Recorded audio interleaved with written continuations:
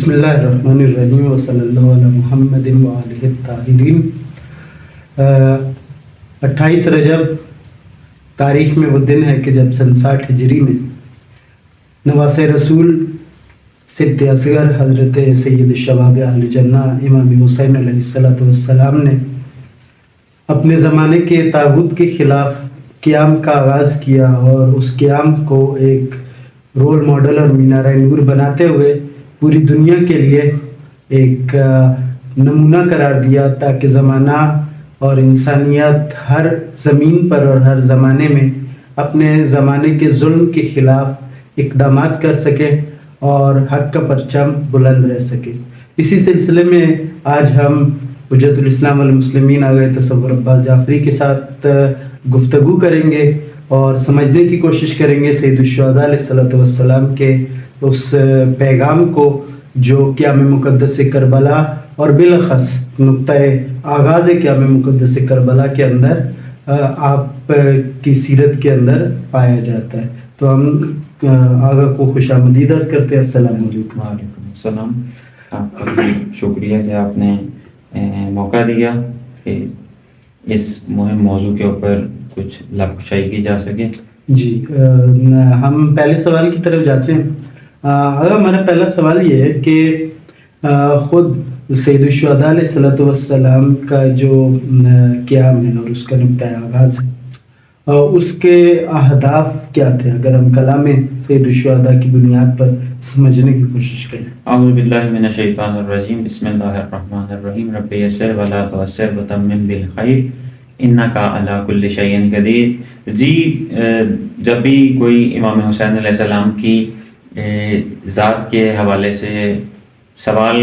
کیا جاتا ہے کسی بھی شخصیت سے، چاہے وہ عالم دین ہو یا انٹلیکچوئلس ہوں، تو واقعاً سب سے پہلا جو ذہن ہمارا جاتا ہے وہ یہی قیام کربلا کی طرف جاتا ہے کہ قیام کربلا کا آغاز کیا تو کن اہداف کو لے کر امام حسین علیہ السلام نے آغاز کیا، اور کون کون سے اہداف تھے اور کون کون سے وسائل تھے ان اہداف کو پایہ تکمیل تک پہنچانے کے لیے، یہ سوال ہوتا ہے۔ میں اس سے پہلے بھی جس طرح آپ نے عرض کیا کہ قیام کربلا سن 61 ہجری میں یہ جو واقعہ ہوا ہے، تو اس گفتگو کو، اس نقطے کو میں نے کئی بار مجالس میں بھی عرض کیا ہے کہ دیکھیں کربلا کا آغاز سن 61 ہجری سے امام حسین علیہ السلام کے کربلا میں آنے سے نہیں ہوا، بلکہ کربلا کا آغاز سقیفہ کے اندر جب امت کی جو ٹریک تھا اس کو ڈائیورٹ کیا امامت سے خلافت کی طرف، جو نام نہاد سو کالڈ خلافت کی طرف، وہاں سے کربلا کا آغاز ہوا۔ جی بالکل ایسا ہی ہے، ہمیں روایات میں بھی ایسے ہی ملتا ہے۔ مثلاً کچھ جگہ پر یہ قول تاریخی یقیناً موجود ہے کہ قتل الحسین بالسقیفہ، اور یہ انحراف ایک آغاز تھا جس کا نتیجہ جو ہے ہمیں 60-61 ہجری میں ملتا ہے۔ اور یہ جب انحراف ہوا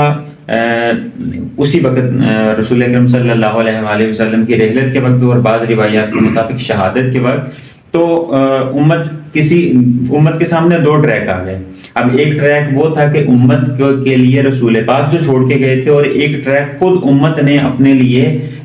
مشخص کر لیا اپنے منافع شخصی کے لیے، کہ امت کے رسول کے بعد جو زمام ہے امت رسول کی، یا زمام ہے اس تمام جو بشریت کے اندر جو ایک سلسلہ چلا ہے، خداوند متعال نے جو ہدایت کا سلسلہ بنایا ہے، وہ اجماع کے ذریعے سے بعد میں جو 3 طرق ہوئے اس کے ذریعے سے انہوں نے یہ کر لیا۔ تو کربلا کا آغاز وہاں سے ہوا۔ دوسرا جو کربلا کا آغاز، ہم یہ کہہ سکتے ہیں کہ دوسرا سٹیپ جو کربلا کا تھا، امام علی علیہ السلام 25 سال تک اپنے حق سے محروم رہے، یہ بھی کربلا کے آغاز میں ایک مقدمہ ثابت ہوا۔ تیسرا آغاز کہاں سے ہوا؟ تیسرا مقدمہ جناب سیدہ فاطمہ زہرا سلام اللہ علیہا کی جو شہادت ہے، وہ بھی ایک طریقے سے کربلا کا ہی حصہ ہے، کہ مقدمہ بنا کے کربلا کے اندر پھر وہ تمام جو مصائب اور جو تمام سختیاں آل رسول کو پیش آئیں۔ جہاں تک سوال ہے کہ کلام امام سے ہم دیکھیں کہ امام حسین علیہ السلام کا ہدف کیا تھا، تو اگر ہم واقعہ کربلا سے تھوڑا سا پیچھے چلیں تو ہمیں ایک اہتمام اور ایک حج نظر آتا ہے کہ اس حج کے اندر امام حسین علیہ السلام نے اپنے بھائی کو یہ فرمایا کہ تمام امت مسلمہ کے علماء کو اکٹھا کرو، مینا کے اندر ایک خیمہ لگاؤ، اور وہاں پہ جتنے بھی اسلامی ممالک ہیں یا جو اسلامی سلطنت کی جو حدود و اربا ہے ان میں سے تمام جو برجستہ علماء ہیں ان کو بلاؤ۔ وہاں پہ آ کر امام حسین علیہ السلام نے کیا کیا؟ خطبہ دیا۔ اب اس خطبے کے اندر اپنے قیام کو واضح کر دیا۔ اس خطبے کے اندر جو صلح نامہ دیکھیں، میں پھر عرض کر دوں کہ رسول پاک کی رحلت کے بعد سقیفہ کا واقعہ ہو، مولا علیہ السلام 25 سال تک خاموش، ان کو حق نہ دیا گیا ہو، اور جناب سیدہ کو شہید کر دیا گیا ہو، اور اس کے بعد جو صلح امام حسن علیہ السلام ہے اس کے بعد جو صلح نامے کو توڑا گیا، یعنی اس کی صلح شکنی کی گئی، اس کے بعد امام حسین علیہ السلام نے کیا کیا؟ قیام کا فیصلہ کیا۔ اب بعض اوقات یہ اشکال بھی ہوتا ہے کہ امام حسن علیہ السلام کی شہادت کے بعد امام نے قیام کیوں نہیں کیا؟ وہ اس کی ایک وجہ یہ بھی ہے کہ چونکہ امام حسن علیہ السلام امام تھے، اور ایک ہی وقت میں آپ جانتے ہیں کہ 2 امام نہیں ہو سکتے، اور جو امام ہوتا ہے اگرچہ جو دوسرا معصوم بھی ہو اس کے اوپر اس اپنے وقت کے امام کی اطاعت واجب ہوتی ہے، ضروری ہوتی ہے۔ تو جب صلح نامہ لکھا گیا تو صلح نامے کے مطابق جو پہلی شک تھی، اس کی پہلی شک کے مطابق معاویہ کے امیر شام کے بعد جو حکومت ہے یہ بلا فاصلہ کیا آ جائے گی؟ بنی ہاشم کے پاس آ جائے گی۔ تو اس کے مطابق امام نے قیام نہ کیا، لیکن جب امام حسین علیہ السلام کو یہ معلوم ہو گیا کہ اب جو امیر شام ہے یہ اس کے آخری ایام ہیں اور یہ حکومت کو کیا کر رہا ہے؟ اپنے بیٹے کی طرف موڑ رہا ہے، تو پھر امام نے یہاں سے جو عملی قدم اٹھایا وہ یہاں سے پھر علماء اسلام کو اکٹھا کر کے وہاں پہ بہت ساری شکیں ہیں، مثلا وہاں پہ یہ شک ہے کہ کیوں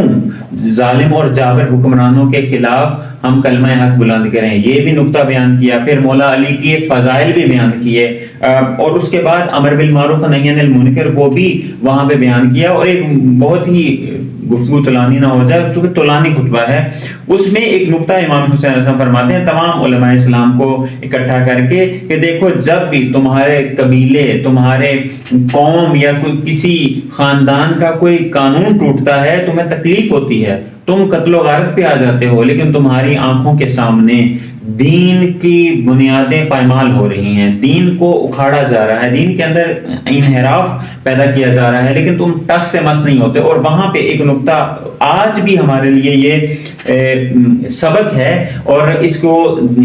سمجھنے کی ضرورت ہے کہ امام حسین صاحب نے یہ تمام علماء اسلام کو اکٹھا کر کے یہ کہا کہ تمہارے پاس جو عزت ہے، تمہاری جو شہرت ہے، تمہاری جو معاشرے کے اندر کوئی حیثیت ہے، یہ شخصیت بنی ہے، یہ تمہاری اپنی نہیں ہے بلکہ دین کی وجہ سے ہے۔ جب دین کی وجہ سے ہے تو دین کو اولویت دو، اپنی شخصیت کو اولویت نہ دو، یا اپنے قوم اور قبیلے کو اولویت نہ دو۔ اب یہ وہ سارا سینیریو تھا کہ جہاں پہ عملی اقدام ہوا۔ اب امام نے قیام کیوں کیا؟ امام نے جب مدینہ چھوڑا تو مدینے چھوڑنے سے پہلے امام نے 2 سٹیپ بیان کیے ہیں۔ دیکھیں، ایک سٹیپ یہ ہے کہ اہل بیت کا تعارف اور جس کے خلاف قیام کرنے جا رہے ہیں اس کا تعارف، اور اس کے بعد اپنا ہدف قرار دیا۔ اہم نقطہ آپ نے بیان فرمایا کہ سید الشہداء علیہ السلام جو ہے انہوں نے 3 یا 2 حصوں میں اس کو ڈیوائیڈ کیا کہ اہل بیت علیہ السلام کا تعارف دربار ولید میں، یزید کا تعارف اور اپنے اہداف کا اپنے اہداف۔ چونکہ ہم نے نہج البلاغہ دیکھ لیں یا خود وہ حدیث معرفت دیکھ لیں، ممات لم یعرف امام زمانہ حمات میتۃ جاہلیہ، یہ نہج البلاغہ کا پہلا خطبہ اٹھا کے دیکھ لیں جس میں امام علیہ السلام فرماتے ہیں کہ اول الدین معرفت، دین کی ابتدا معرفت ہے۔ امام نے جو اپنا تعارف کروایا ہے اور یزید کا تعارف کروایا ہے، یہ واضح کیا ہے لوگوں کے اوپر کہ دیکھو امام کون ہوتا ہے، حسین کون ہے اور یزید کون ہے۔ وہاں پہ یہ نہیں کہا کہ حسین کون ہے اور یزید کون ہے۔ بہت ہی دلچسپ نقطہ ہے اس میں، امام نے وہاں پہ یہ فرمایا ہے کہ معصوم کس کو کہتے ہیں, ولی کس کو کہتے ہیں, اور جو ولی کے مقابلے میں آئے اس کو کس کو کہتے ہیں, وہ کون ہے. ایسے ہی یہ معرفت جو ہے سید الشہداء علیہ السلام شہادت امام مجتبیٰ علیہ السلام کے بعد سے جب معاویہ نے یہ کوشش کی کہ امام حسین علیہ السلام اور لوگوں کو کلی طور پہ لوگوں کو راغب کرے یزید کی ولی عہدی کی طرف اور بعنوان ولی عہد پہلے اس کی بیعت لی جائے, تو تاریخ میں ملتا ہے اسی طرح سے کہ وہ ایک دفعہ مدینہ آیا یزید کے ساتھ اور اس نے لوگوں کے سامنے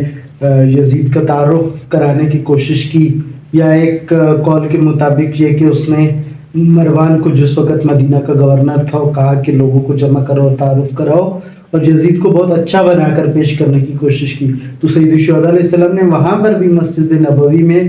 ٹوکا مروان کو کہ اے مروان تو جانتا ہے اچھے سے کہ یزید کون ہے اور ہم بھی سب جانتے ہیں, اور تو جس کو اچھا بنا کے پیش کرنے کی کوشش کر رہا ہے, تو جتنا اچھا بنا کے پیش کرنے کی کوشش کرے وہ اچھا نہیں ہو سکتا, کیونکہ پورا معاشرہ جانتا ہے کہ یزید کس قسم کا شخص ہے جس کو تو ولی عہدی کے لیے کہنا چاہتا ہے کہ اب وہ تائب ہو گیا, اب وہ نیک ہو گیا, وہ پہلے برا تھا. اور اسی سلسلے کو سید الشہداء علیہ السلام نے عصر معاویہ میں بھی اپنے قیام کے جو مختلف اسٹریٹجیز تھیں, یعنی مسلحانہ قیام